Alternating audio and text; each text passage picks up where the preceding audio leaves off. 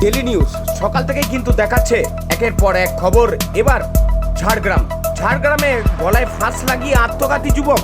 এলাকায় ব্যাপক চাঞ্চল্য। শুক্রবার এই চাঞ্চল্যকর ঘটনাটি ঘটেছে ঝাড়গ্রামের সাকরাই ব্লকের ঘোড়াপাড় গ্রাম এলাকায়। জানা গেছে আত্মঘাতী এই যুবক, যার নাম গুরু প্রসাদ সোরেন। আবারও বলছি, গুরু প্রসাদ সোরেন, বয়স আনুমানিক 27। এখনো জানা যাচ্ছে। স্থানীয়রা জানান, আজ সকালে স্থানীয়রা গুরু প্রসাদকে একটি গাছে ঝুলন্ত অবস্থায় দেখতে পান। মর্মান্তিক এই ঘটনা ডেলি নিউজের পর্দায় সরাসরি দেখছেন। কেন, কি কারণে,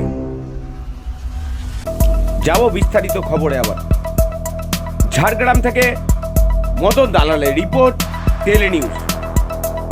এলাকায় তোমাকে জানিয়ে রাখি যে ঝাড়গ্রামের সাকরাইল ব্লকের ঘোড়াপাড়া গ্রাম এলাকায় এই ঘটনা ঘটেছে। যে জানা গেছে মৃত যুবকের নাম গুরু প্রসাদ সোরেন এবং তার বয়স যেটা মনে করা হচ্ছে আনুমানিক 27 বছর। এবং স্থানীয়দের সাথে কথা বলে আমরা যেটা জানতে পারছি যে সকালবেলায় একটু যদি আমরা বিস্তারিত জানতে পারি যে কেন এই গলায় ফাঁস দিয়ে মৃত্যু। কারণ রাজ্যে এখনো অবধি মৃত্যুর ঘটনা কিন্তু বেড়েই চলেছে। ঝাড়গ্রামে এই খবর কেন?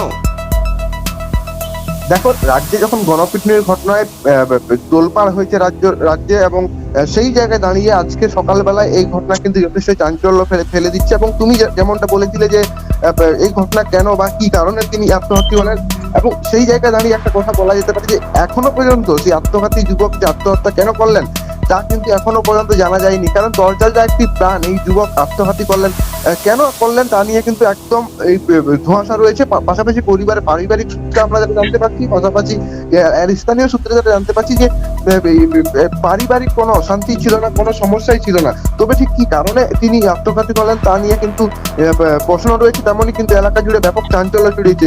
ইতিমধ্যে সাকরাইল থানার পুলিশ এই ঘটনার তদন্তে নেমেছে। পুলিশ প্রশাসনের কি বক্তব্য?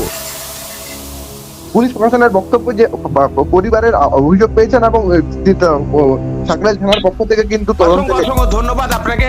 প্রতিনিধি আমাদের আছেন ঝাড়গ্রাম থেকে, আপনারা শুনলেন কি বলছেন উনি। সঙ্গে থাকুন, দেখতে থাকুন ডেলি নিউজ। ধন্যবাদ।